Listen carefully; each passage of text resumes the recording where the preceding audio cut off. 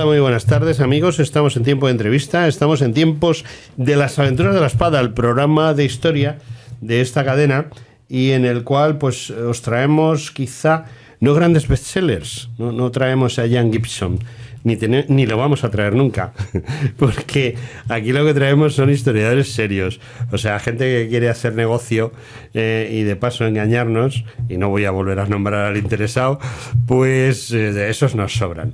A lo que a nosotros nos interesa son gente que seriamente ha hecho un trabajo bueno, un trabajo que sirva y sobre todo un trabajo que nos dé la verdad sobre lo que ha sucedido en nuestro país y en el resto del mundo, pero vamos, en nuestro país, porque la mayoría de nuestros historiadores hablan o bien del Imperio Romano, que en un determinado momento es el imperio de los emperadores españoles, que son los que mayor éxito cosecharon, y luego tenemos escritores como el de hoy, que nos habla de, bueno, otro imperio, quizá el imperio más grande que ha habido sobre la Tierra, porque no, el imperio más grande, el británico, no sé, no, mire usted, vamos a ver años que ha durado, vamos a ver tierras en las que la corona hispánica ha sido la que ha partido el bacalao, y qué ha sucedido con el resto. O sea, porque había alguien que mandaba y luego había una serie de países envidiosos que trataban de destruirlo.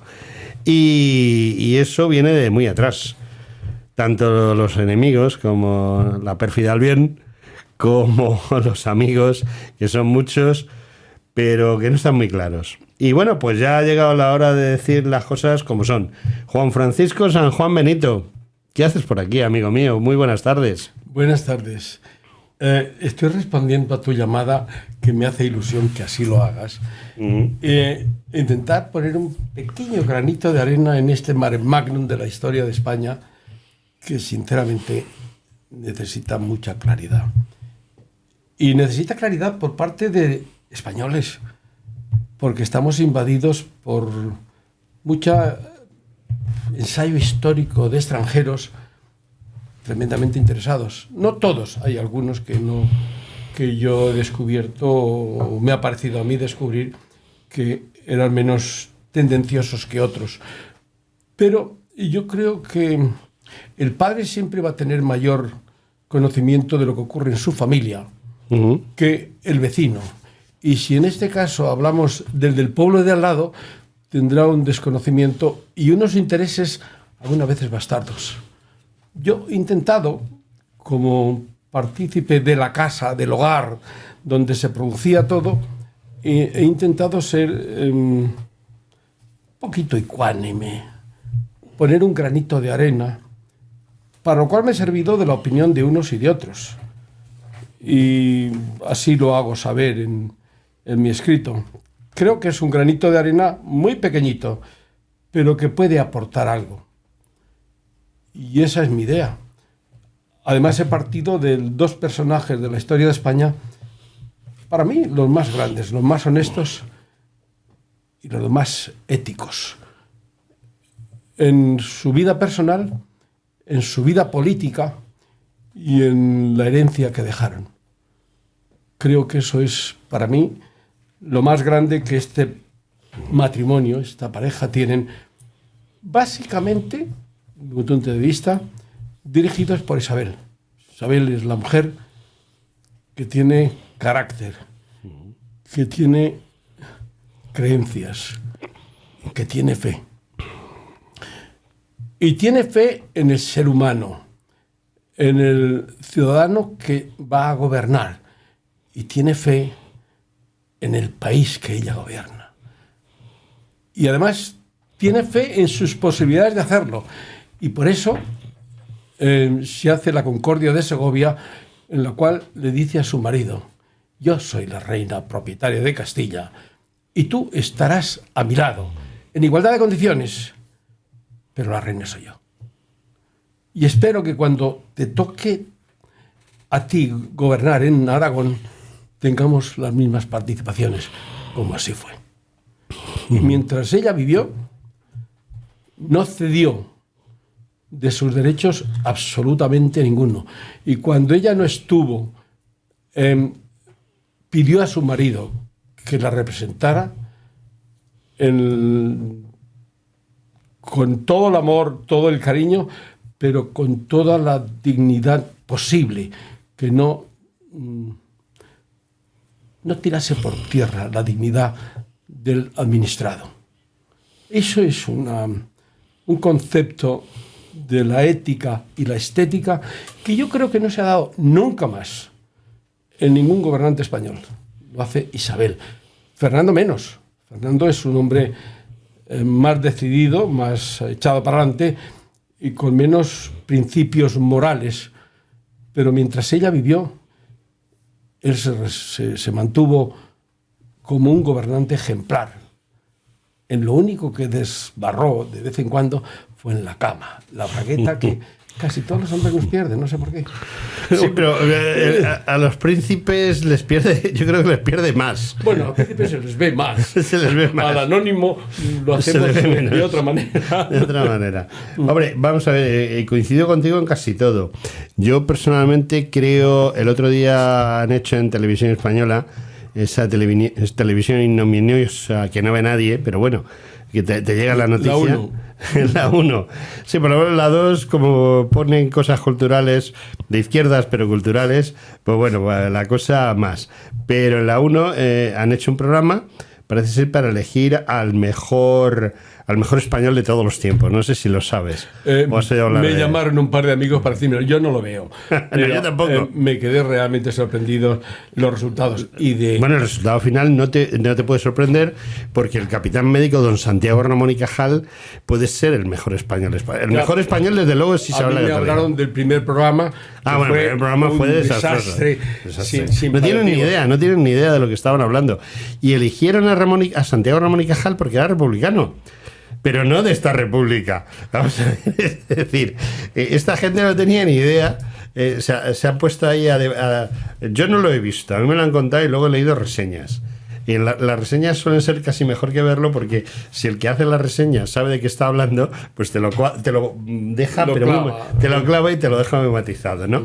No les gustaba Isabel la Católica por su forma de pues eso, de ser la que manda, ¿no? Y se olvidaron, es que no se olvidaron, es que no sabían que Santiago Ramón y Cajal había sido capitán, que había estado en 3 guerras. Entonces tenía un concepto muy claro de la disciplina y de cómo hay que hacer las cosas. Entonces tampoco sabían lo de la bragueta. O sea, por ejemplo, Santiago Ramón y Cajal, junto con don Benito Pérez de Galdós, que es otro grande de España. Sí, pero otro grande de España. O sea, es decir, quizá la ideología es otra historia. Es la historia del siglo XIX mejor contada. Sí.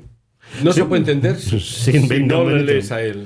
Te cuento, el tema está en que nadie habla de algo muy importante que tú debes saber, y si no, pues ya, de aquí vamos a salir los dos enseñados. Lo que tú me cuentes y lo que yo te cuente a ti. Los 120 o 130 años que duró oficialmente la prostitución en España, esto ya lo he contado muchas veces delante del micrófono, pero siempre lo recalco. Esos 120, 130 años, las casas de prostitución estaban abiertas 24 horas al día, 7 días a la semana. Y solo cerraron esos 100 y pico años 2 veces. ¿A qué no sabes cuándo? Pues te lo voy a explicar muy fácil. ¿El Viernes Santo? No, ¿qué va? El Viernes Santo, bueno, el día de más negocio. El día en que enterraron a don Santiago Ramón y Cajal y el día que enterraron a don Benito. No lo sabía. Pues sí, porque don Benito vivía en una casa de prostitución. No sé si lo sabías, tú te pones... No, don Benito vivió en la calle Hilarión de Eslava y yo creía que había muerto allí. Sí, yo también. Murió. Sí, pero es que allí se ejercía la prostitución. No lo sabía. En ese edificio. Sí, es decir, él vivía en un apartamento dentro del edificio, o sea, no vivía en una habitación con las prostitutas, pero en ese edificio y en el de al lado se ejercía la prostitución. Y él estaba allí precisamente porque estaba en su salsa. O sea, y le adoraban las prostitutas. Don Santiago era un hombre que le perdía la bragueta. Así de claro. Y su manera de esconder esa pérdida era que, él era un gran fotógrafo, tenía un estudio fotográfico propio para su uso.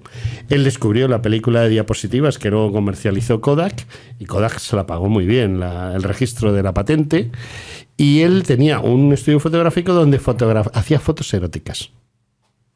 Oficialmente hacía fotos anatómicas para sus estudios, hacía fotos eróticas y les pagaba muy bien a las prostitutas. Y las trataba muy bien también, como médico las trataba, aunque él era un pésimo médico. Era un pésimo médico y un pésimo cirujano, pero malo de atar. O sea, cuando se marchó del ejército, del ejército se le excluyó del servicio militar porque iba a morirse de 3 enfermedades que no tenían arreglo. Básicamente la fiebre amarilla de las 3 peores, de las 3 por las cuales le excluyeron. Luego el tío salió adelante y mira, acabó siendo premio Nobel. Y era republicano convencido, porque además él decía que la mejor república que existía era el ejército. Es una cosa muy curiosa, igual que Lope. Lope decía exactamente lo mismo. Hay el poema de Lope, tú habrás leído el poema de Lope, en el cual habla de estos hombres de la república que veis aquí y tal. Es un poema maravilloso, léelo. Pues hay un poema de Lope, porque Lope fue infante de marina. Uh-huh. Entonces, él vivía, igual que Pedro Calderón de la Barca, que fue sargento de infantería en el Nápoles, o el propio Cervantes, que fue cabo en el Nápoles, etcétera. Todos los grandes autores de todos nuestros tiempos, en cualquier momento, no solo en el siglo de oro, sino después, han sentado plaza. Como se decía antiguamente. No lo sabía. Han sentado plaza, casi todos han sentado plaza. El mismo fundador de los jesuitas fue capitán en un tercio. Sí. Ahí es donde se convierte cuando hieren. Y además impuso al principio, que luego esa regla desapareció, que para ser jesuita, para profesar de jesuita, había que haber servido en los ejércitos del rey. Eso inicialmente lo dijo, luego tuvo que abrir la mano porque no había muchos soldados que quisiesen ser jesuitas. Es una cosa curiosa, pero es así. Y bueno, nos hemos desviado del punto principal, que se llama Isabel, porque Fernando es otra cosa. ¿Sí o no? Sí. Pero Fernando es un personaje realmente brillante. Es un gran estratega militar, tiene una voluntad de hierro. Como Isabel es despegado en cuanto a la parte económica, los dos mueren prácticamente sin dinero, sin nada. Se preocupan de la familia, de colocarle, especialmente él, más que Isabel, la herencia que él ha recibido. Él tiene un padre, a mí Juan II no me gusta, tengo que admitir que es un tío que desobedeció absolutamente todo lo que firmó, se lo pasó por arco el triunfo y era muy difícil. Mejor no darle calificativos. Fernando no es así, es mucho más directo. Identifica los problemas más y los mira más de cara. Pero Fernando nunca cumple sus promesas. Fernando es un señor que es muy celoso. No me digas que era socialista. no le diría yo. Pero me dices que no cumple sus promesas. No. Pero él prometía mucho antes de una batalla. Hay un ejemplo muy palmario, o muchos, pero el más palmario quizás es cuando llega a coronarse rey de Nápoles y se encuentra el gran capitán que le ha dado el reino. No se lo ha dado a nadie más. Sí, es el rey de Aragón. En sus cartas lo dice el propio capitán. Y el otro es un noble castellano, de la baja nobleza, porque era el segundo. Enamorado de su reina, además, sabemos. Bueno, esas son cosas eso es que leyenda urbana, ¿no? Yo no diría nunca eso, bueno. Porque era extraordinariamente respetuoso. Es el segundón de la casa más grande de España en ese momento, o de Castilla, y como tal no va a tener ninguna opción. Pero, sin embargo, como gran militar, llega al máximo. Y cuando le hace el relevo del virrey de Nápoles, le promete que le va a nombrar maestre de Santiago. De hecho, el otro pide dispensa al Papa como tal, pero esa nunca llega. Y cuando ya le tiene en España, le recluye en Loja. Alcalde de Loja, y le deja señor de Loja, sí. Efectivamente. Pero no le da ninguna de las cosas que le ha prometido se las da. Es cierto que él... hay otra anécdota antes, que cuando vuelven de allá, se reúnen en Génova, el Papa, el rey de Francia y Fernando el Católico. Y entonces el Papa y el Rey le dicen que a esa mesa tiene que estar el gran capitán. Fernando no le gusta, pero accede y sienta al gran capitán en la mesa. Hay 4 que podríamos decir que en ese momento como iguales, no lo son. Pero le están tratando como el mejor militar, el estratega que se ha cargado a Dios, que al Papa le ha defendido, pero que le ha echado la bronca en su propio palacio. Y entonces, después de esa reunión, a la que no quiere presentarle, pero le sienta, es cuando le promete, te voy a dar esto. Se lo promete. Tanto el Papa como el rey de Francia le piden que se forme una unión de los 3 reinos para luchar contra el moro y que nombren al gran capitán, el gran capitán de esas huestes. El otro lo tendré en cuenta, pero jamás vuelve a hablar de ello. Jamás vuelve a entrevistarse con él cuando vuelve a Castilla. Le destierra Andalucía y no le ve, no le da ninguna. Eso te demuestra que muchas de esas promesas no las cumplía. Entonces, hay algunos escritores de su época, contemporáneos, que le tratan de huraño, de no cumplir sus promesas, pero que era el gran rey. Era quizá el mejor rey que hemos tenido. Sí, como varón, el mejor rey. Pero mejor que él, Isabel. Sí, el mejor rey de España ha sido Isabel, sí. Ha sido una mujer. Luis Suárez Fernández dice que Fernando es quizás el mejor rey de todos los tiempos que haya tenido España en ese momento. Castilla, Aragón y después Navarra. Tiene un momento de grandeza extraordinario cuando consigue Navarra en 1512. En 1515, en las cortes que se convocan en Burgos sin presencia de navarros, asocia la corona de Navarra a la corona de Castilla. Él es un rey navarro y gobernador de Castilla.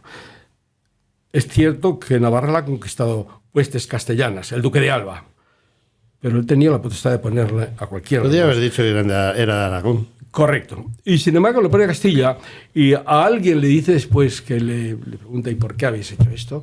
Es que dice, el único que tiene capacidad de dirigir ninguno de los reinos de la península más que Castilla-León. León no lo denominaban, Castilla. Y entonces lo pongo ahí porque habrá perdurabilidad, habrá reino cristiano total en toda la península, porque seguían con los planes de que Portugal, a través de los matrimonios, fuese uno. Y acabó siendo, pero luego se desgajó. Pero hay una cosa que está muy clara, que aunque ellos no lo consiguen, lo consigue Carlos. Sí. Con su matrimonio y no, luego... no lo consigue Carlos, realmente lo consigue Felipe II por conquista, otro duque de Alba, porque la corona, la cabeza de la corona portuguesa se extingue y quedan los vástagos. ¿Quiénes son los que tienen opciones? Uno de los que lucha nuevamente con la ayuda de Inglaterra es el bastardo Crator. Pero el duque de Alba es mucho duque de Alba y toma el poder. Sí, el duque de Alba de ese momento era mucho duque de Alba. Sí. Era mucho duque de Alba. Tenía una manera de explicar las cosas era que el segundo. se entendía. El tercero es el que está con Carlos después. Sí. El gran duque de Alba o el duque de Hierro, que le llaman. Pero efectivamente, ese es el que le da el poder porque toma el poder por las armas. Y entonces, mientras están los Austrias, a partir de ese momento están bajo la misma corona. No es que eso pase a ser de España. No, digamos que eso lo que pasa a ser del rey de España.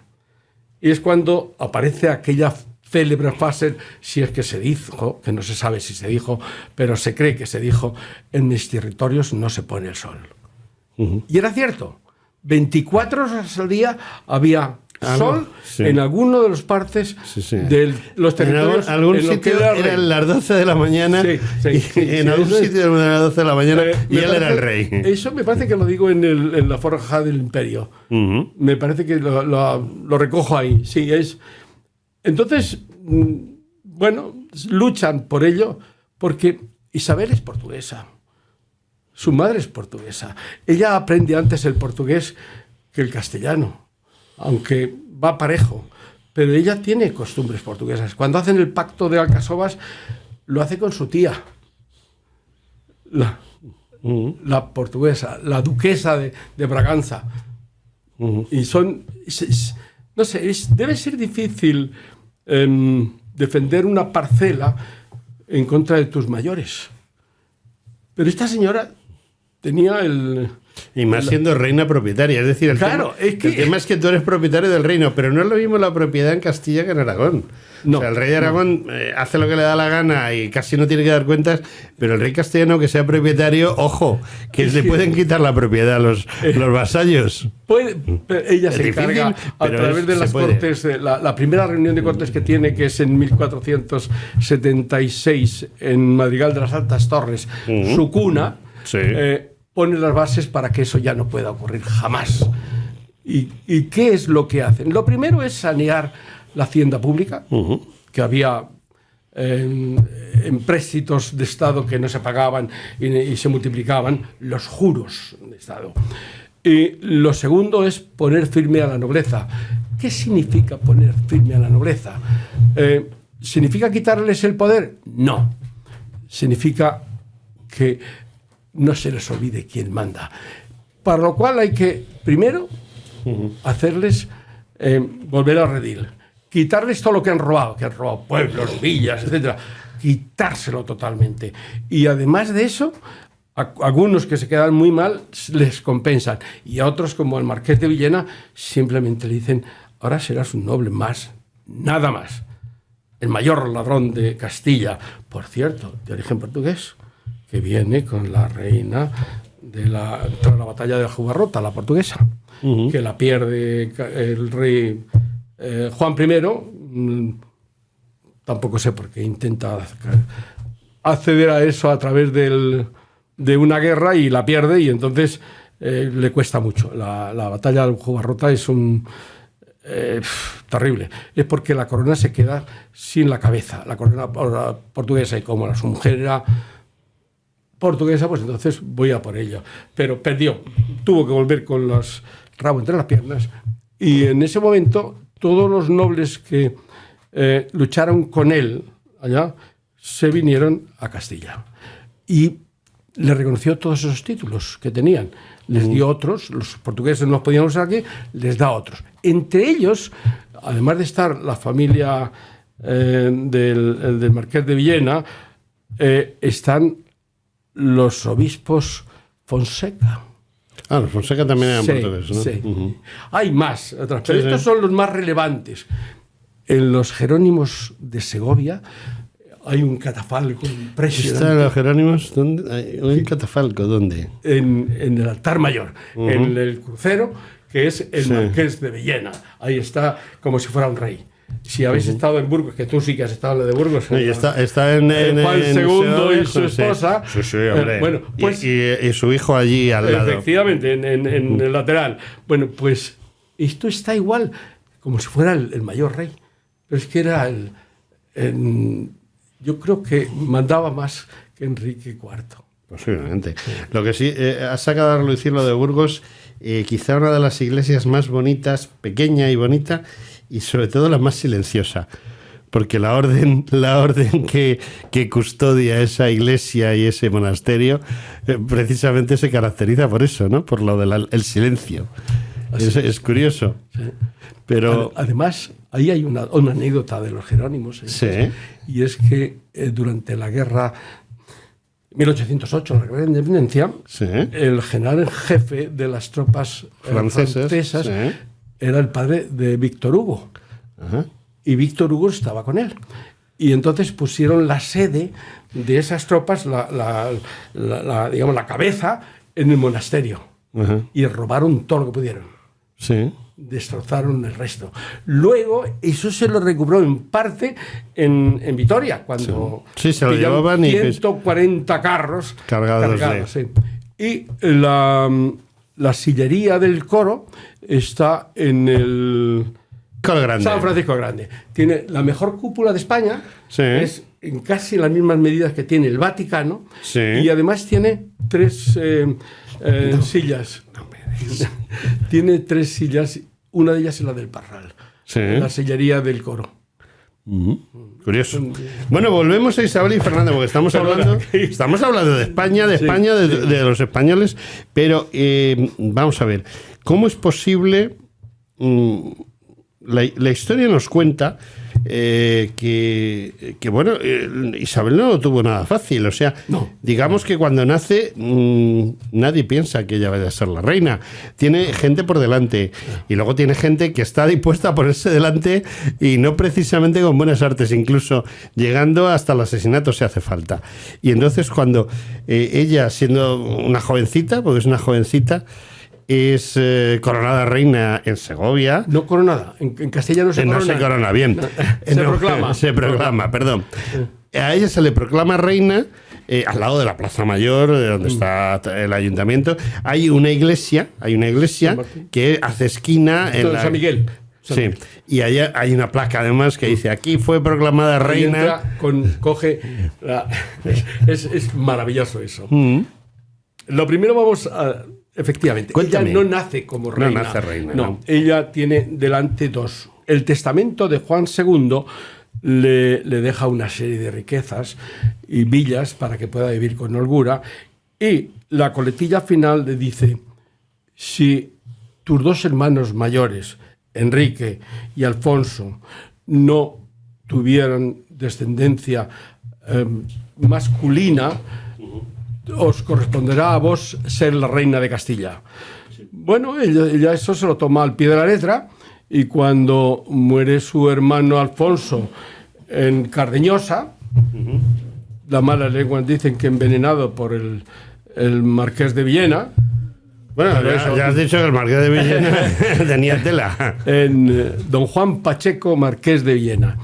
Bueno, pues no se sabe si a ciencia cierta es el que lo hace o es el inductor de ese asesinato. El caso es que muere, parece ser que después de comer unas truchas emponzoñadas, terrible. Bueno, pues entonces ella se proclama heredera, pero porque a su hermano le habían proclamado rey 2 años antes en la farsa de Ávila. Y le llamaban Alfonso XII, de tal manera que había en Castilla 2 reyes. Uno que representaba a la nobleza y el otro al reino, que era Enrique. Bueno, Enrique le gusta la idea de que ella no, porque ella da un comunicado que es la heredera de Castilla, pero que hasta que el rey no muera, ella no va a hacer absolutamente nada. Eso da pie a hacer después la concordia de los toros de Guisando. Y ahí es donde se la nombra heredera del trono y princesa de Asturias. Y en ese momento ella toma posesión del principado. Además hace imprimir en todos los centros cívico-religiosos el nombramiento, ese nombramiento que tiene a través del pacto de los toros de Guisando. De tal manera de que eso ya es un documento oficial, que no se puede, o no sé, muy difícil que se pueda romper. Y ella cuando muere, bueno, Enrique, su hermano, le ha reconocido como tal y le da todos sus poderes, pero en eso dice que él tiene la potestad de elegirle o de autorizar el matrimonio, y le quiere casar con el hermano del marqués de Villena, que es el maestre de la orden de Calatrava. Es un señor de 40 años, un borrito. Tiene 16 o 17. 16. Y entonces ella hace lo imposible porque no, pero no había nada que pudiera. Casualmente muere antes de que llegue, cuando viene a Madrid desde Almagro. Una epidemia de muertes, ¿no? Venía con un ejército de 3.000 soldados sí, a la corte. Calatrava tenía potencia. Sí. Pero muere. Y entonces ella, que está prisionera de su hermano, del marqués de Villena, en Ocaña, escapa de Ocaña y desde Valladolid, primero Barévalo, donde está su madre, y de ahí se escapa a Valladolid y a través del arzobispo Carrillo, que era tío del marqués de Villena contacta con Aragón y bueno, se traen a Fernando para acá. Fernando, ellos no se conocían hasta ese momento. no, para nada.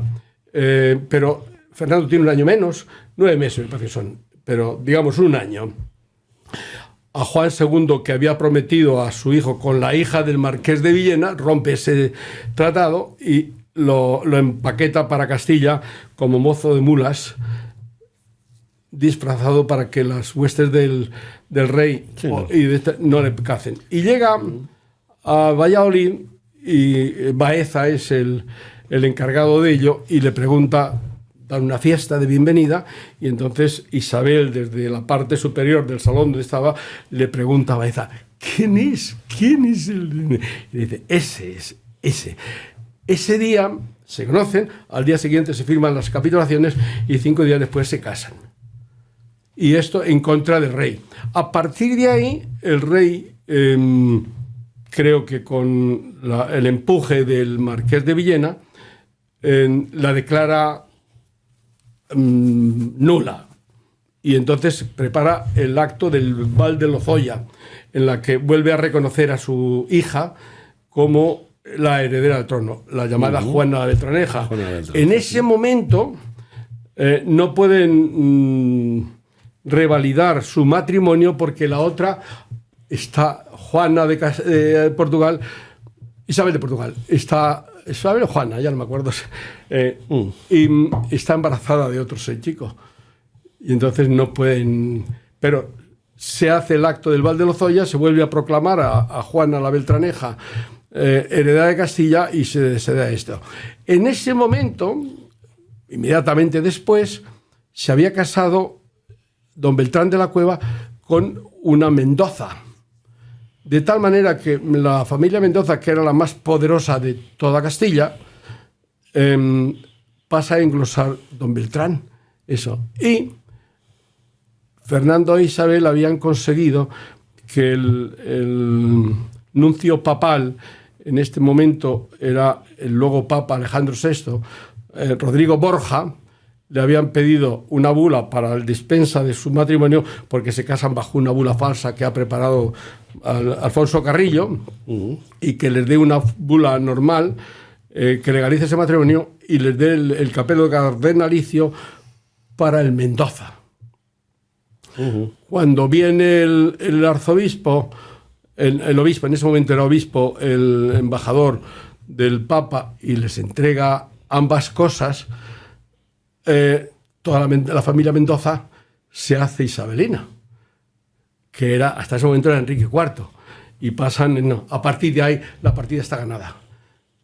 Cuando muere el rey, muere, me parece que es el 11 de noviembre del 74, un caballero llega a uña de caballo a Segovia, donde estaba Isabel, y el día 13 se proclama reina. Sale del castillo, le habían montado un estrado en la Plaza Mayor y ahí aparece con la vestimenta de luto que era de blanco, y cuando han hecho la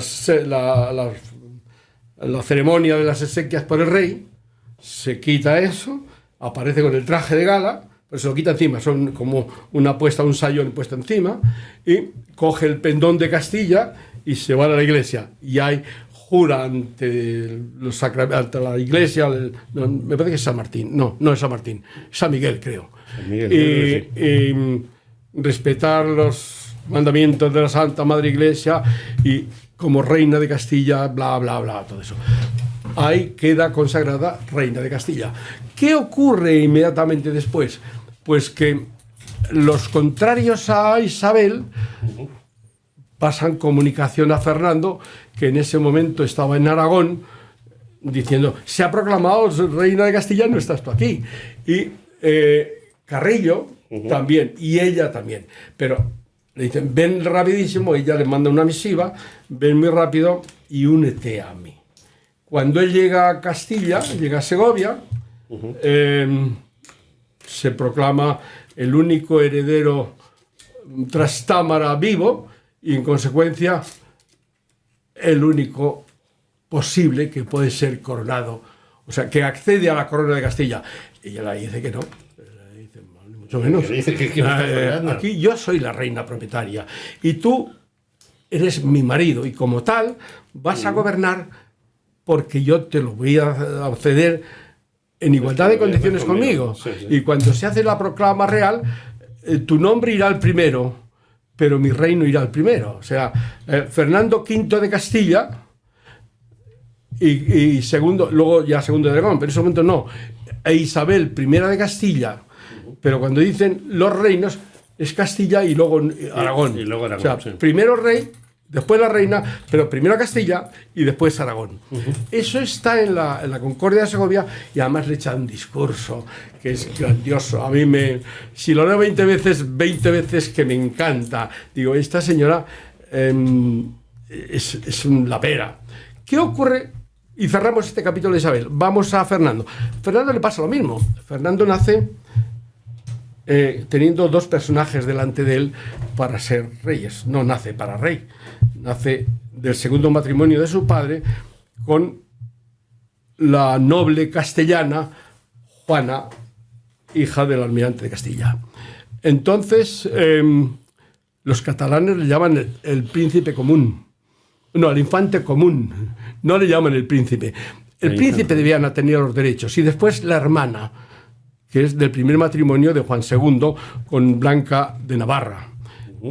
Pero muere el príncipe de Viana y la hermana está apartada en Navarra porque Juan, que había firmado las capitulaciones de que cuando muriese la reina propietaria de Navarra abandonaba el reino y se lo pasaba a su hijo, al príncipe, no lo hace. Sigue el rey, pelea con él en guerra, le hace prisionero y al final dice las malas lenguas que también le mata. ¿Cierto? No lo sé. Sí, las cosas de familia a veces son así, ¿eh? Claro. El caso es que cuando estaban en Navarra, la reina, cuando le viene el parto y entonces sale corriendo de Navarra y se va a Aragón. En sos del rey católico da a luz a su hijo Fernando. Fernando, desde los 9 años, está guerreando. Las guerras con Cataluña son muy duras y bueno, pues está ahí constantemente. Tampoco era el heredero, como hemos dicho, pero vuelven a ser. Y se unen los dos. Y tienen, yo creo que el matrimonio, 30 años que dura ese matrimonio, del 24, desde que tiene 24 hasta que tiene 54, Isabel, que muere de los 54, es... bueno, yo hago un semblante de eso y sí, en tu libro un poquito grandilocuente, al final.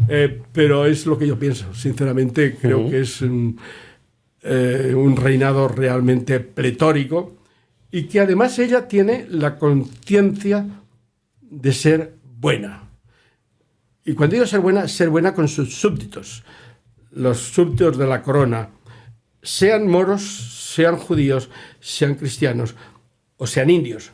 Y entonces hay unas leyes para protegerles y otras leyes para castigarles si no se someten a la voluntad del reino, a las leyes del reino. Nada más. No se le conoce ningún caso de haber favorecido a unos en detrimento de otros. No se le conoce enriquecimiento para nada. No hay ninguna queja histórica sobre el comportamiento de esta señora y hizo una cosa que fue muy dura en su momento, que fue la reforma del clero, la reforma religiosa, con el brazo ejecutor fue en ese momento el arzobispo Cisneros, pero el apoyo incondicional de la reina y el aparato de la corona. Y se llevó a cabo. Y le costó muchos sinsabores y muchos disgustos. De hecho, hay un episodio en que viene el superior de los franciscanos de Roma y la trata con descortesía. Y en un momento determinado le dice ella, ¿pero sabéis con quién estáis hablando? Y el otro contesta con una chulería extraordinaria, con una mujer que dentro de poco será polvo, como yo también seré en su momento. Una arrogancia. Entonces hizo que se marchara a Dio órdenes para que le despidieran Pero llega a Roma y se le dice al Papa que hay que parar esa reforma como sea. Entonces ella manda a sus embajadores y dice: tenemos que seguir la reforma religiosa, plantarlo como sea, pero tenemos que tener una bula papal que siga autorizándonos a ello. Y lo consigue. De tal manera que salen más de 1000 personas que estaban metidas en los conventos o en las parroquias, que eran auténticos bastardos al credo que decían representar. Nepotes. Cobraban las rentas y se les aplicaba el derecho eclesiástico. Luego eran criminales, en el fondo, que no respetaban nada. Y como la corona no podía aplicarles las leyes civiles, pues estaban libres. En la reforma consiguió que eso terminase. Y además de eso,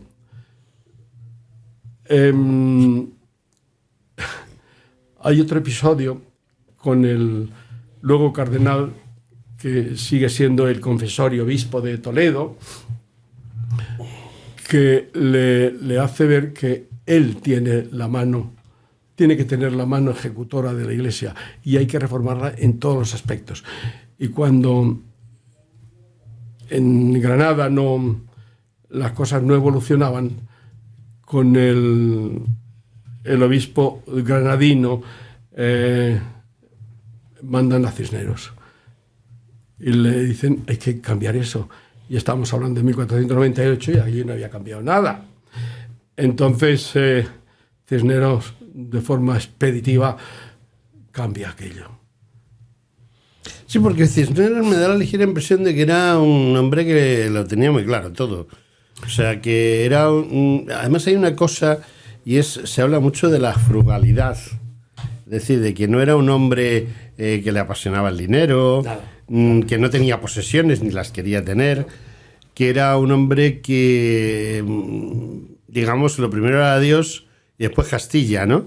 Sí, en ese orden. En ese orden. Sí. Primero Dios y después Castilla, y no es que lo dijese, sino que era así. Lo llevaba a la práctica. Lo llevaba a la práctica. Yo escribí un opúsculo de 118, 120 páginas en 2017, cuando se rememoraban los 500 años de su muerte. Uh-huh. Soy un admirador de Cisneros en todas sus facetas. Yo creo que Isabel, Fernando y Cisneros, por cierto, Cisneros y Fernando, fatal. Sí, se llevaban muy mal. Sí. Porque, enfrentados. Igual que hizo Isabel, celosísima de su poder, lo hizo Cisneros. Nada más nombrar a Cisneros arzobispo de Toledo, que les costó mucho que admitiera, tuvo que mandarle 2 bulas el Papa y al final las admitió. Fernando le dice: bueno, hemos decidido que os vamos a asignar un sueldo, una cantidad para... Sí, una renta, como se decía para antes, que viváis, y las rentas del primado de España, de la silla gestatoria de la primacía de España, pasen a la corona. Y el otro le contesta: Alteza. Pues entonces no se decía majestad, le llamaban Alteza. A mí me habéis nombrado en contra de mi voluntad arzobispo de Toledo. He tomado posesión del arzobispado en todos sus ámbitos. Y voy a respetarlos y transmitirlos íntegros a quien me suceda, a quien me corresponda. El otro se quedó grabado, estaban los dos presentes, la reina no dijo nada, y hizo empréstitos a la corona, o hizo servicios por la corona, pero dijo: esto es mío. Me habéis obligado vosotros a tomarlo. Ya me lo vais a quitar, ¿no? Entonces, la toma de Orán, por ejemplo, la paga y la dirige él personalmente.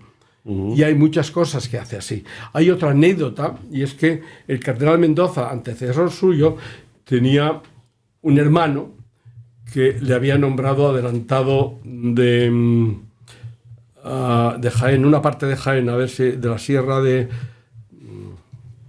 Cazorla o por ahí. De Cazorla, la adelantado de Cazorla.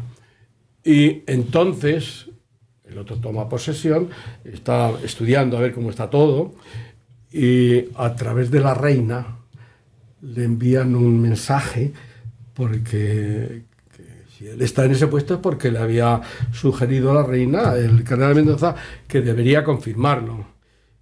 Y le dice lo mismo, contesta a la persona que a través de la reina llega y le dice: ahora el jefe soy yo, sí. Con todas las consecuencias. Y yo decidiría quién pongo y cuándo.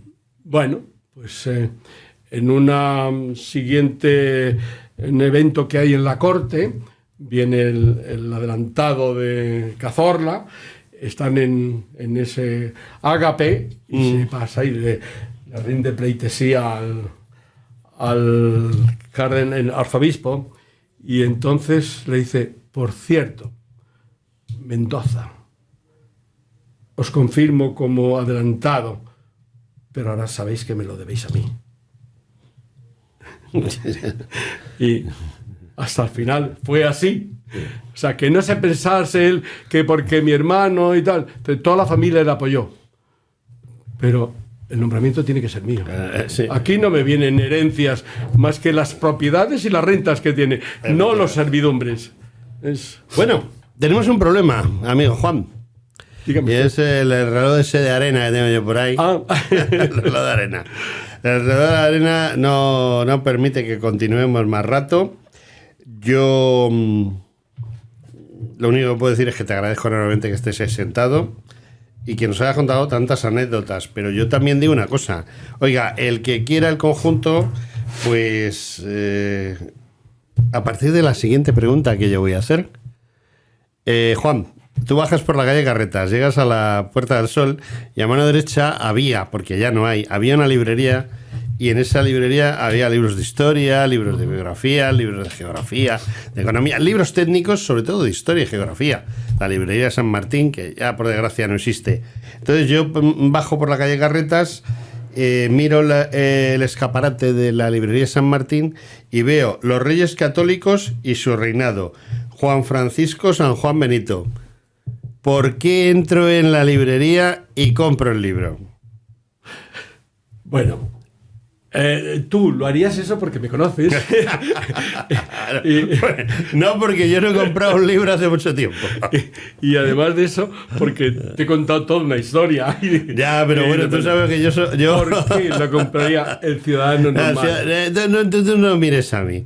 Yo soy Pepito Pérez y paso y estoy enfrente de la ¿cómo se llama? El escaparate. Sí, el escaparate que tenía otro nombre antes, los escaparates. Bueno, pues estoy frente al escaparate y digo, hombre, mira, un libro sobre los Reyes Católicos, y entro y lo compro. ¿Por qué? El ciudadano normal, sí, capitalino en este caso, diríamos, sí, que estoy seguro que ha oído hablar de la pareja. De alguna manera le han dicho que los Reyes Católicos existieran, aunque no haya sido más que en el cole, que en algunos casos es así. Ya ni en el cole. Bueno, pues a lo mejor ni en el cole.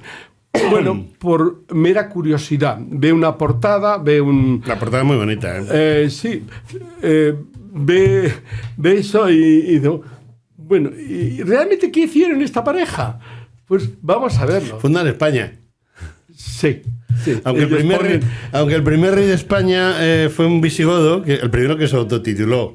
Tú lo sabes, que pone... Leovigildo se autotituló y Recaredo se autotitularon Reyes de Hispania, con dos narices, vamos. Pero seamos realistas. El primer rey de España son estos. No, efectivamente. Ellos son los primeros reyes de España por conquista. Unos por herencia y el resto por conquista, porque...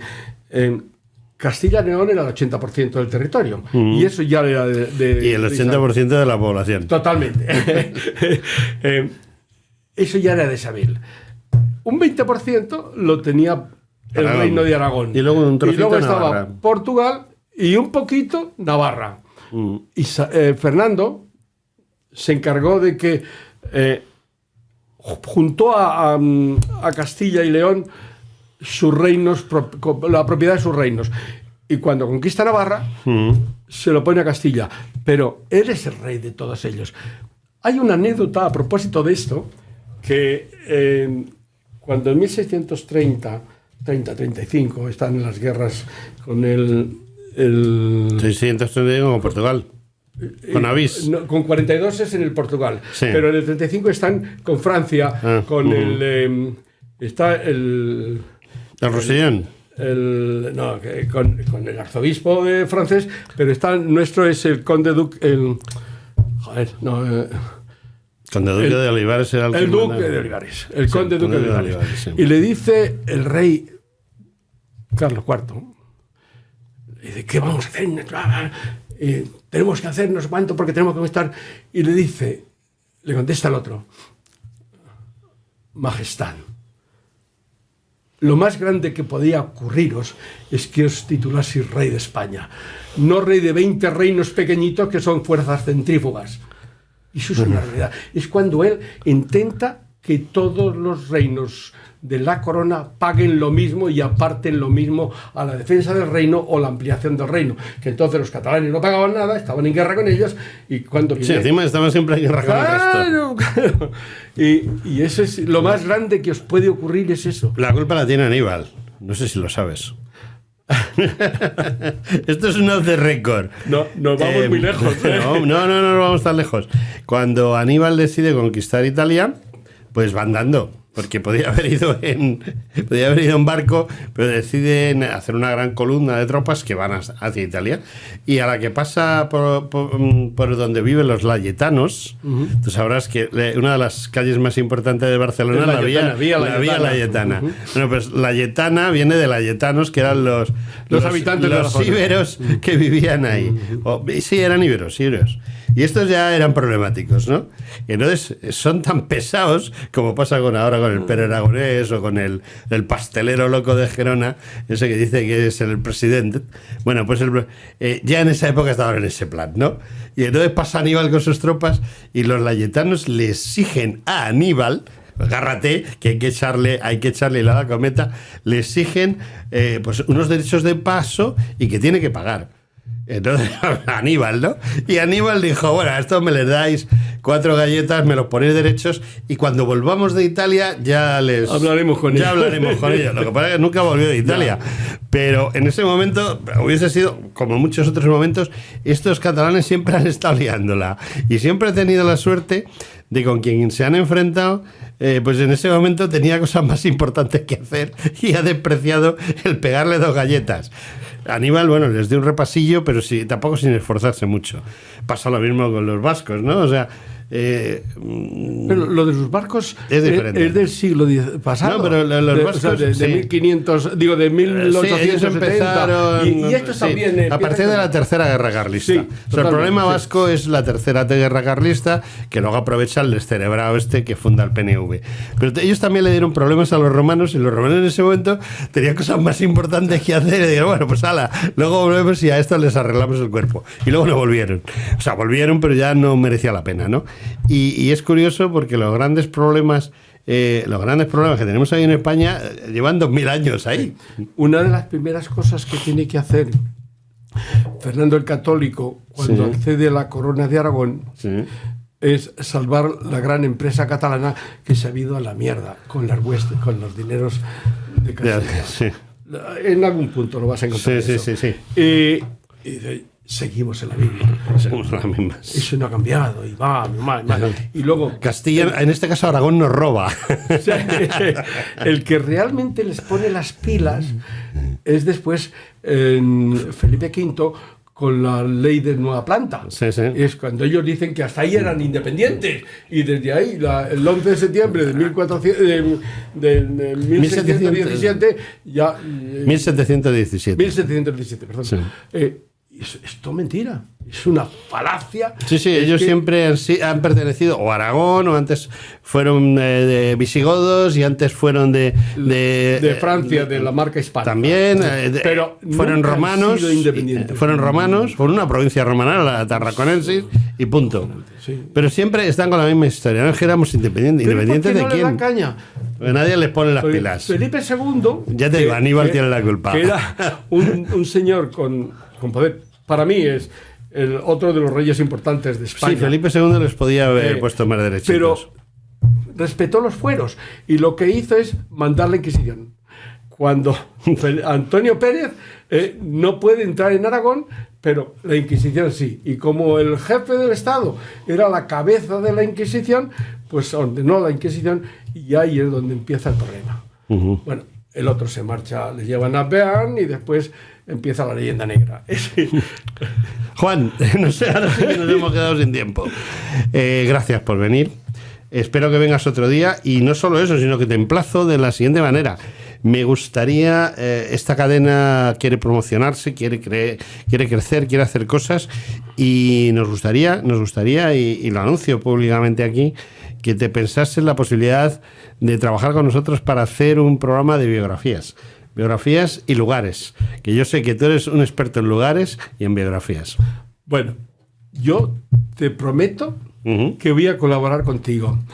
Ahora bien, obligaciones como trabajo. No. Yo soy un ilustre jubilado, juego al golf. Yo también soy un ilustre jubilado. Monto el moto. Yo también soy socio de un club de golf. Bueno, vale. Pues, no sé si me he entendido. Obligaciones, pocas. Devociones, todas. Bueno, tú de me vez en dices, cuando. la semana que viene puede venir. Busco un hueco y vengo. Ahora, tomármelo como una obligación. Vamos a hablar sobre todo de adelantados, me parece. Me gusta. Adelantados, pero no de España, no de España peninsular, sino de España, la del otro lado del océano. Del Nuevo Mundo. Del Nuevo Mundo. La figura política y su representación. Vamos a hablar de esos capitanes generales, esos adelantados, esos virreyes que conquistaron aquello, lo de conquista entre comillas, porque el conquistado se dejó conquistar también en muchas ocasiones. No se deja conquistar. El conquistado ayuda al conquistador a conquistar a terceros. La tiranía que lo oprimía. Efectivamente. O sea que eso lo vamos a aclarar. Vale, perfecto. Y hay otra cosa. Felipe II, perdón, en 1573 hace unas leyes es para las colonias y en el cual prohíbe que se diga conquista. Da unas leyes muy amplias de protección, pero como hay que edificar, creación de ciudades, todo es una maravilla. Y ahí dice, ya no hablaremos de conquistas, seremos de encuentros, otras cosas. Pues de otras cosas hablaremos. Sin más, muchas gracias por venir, Gracias Juan. por invitarme. Hasta pronto. Un placer. Adiós.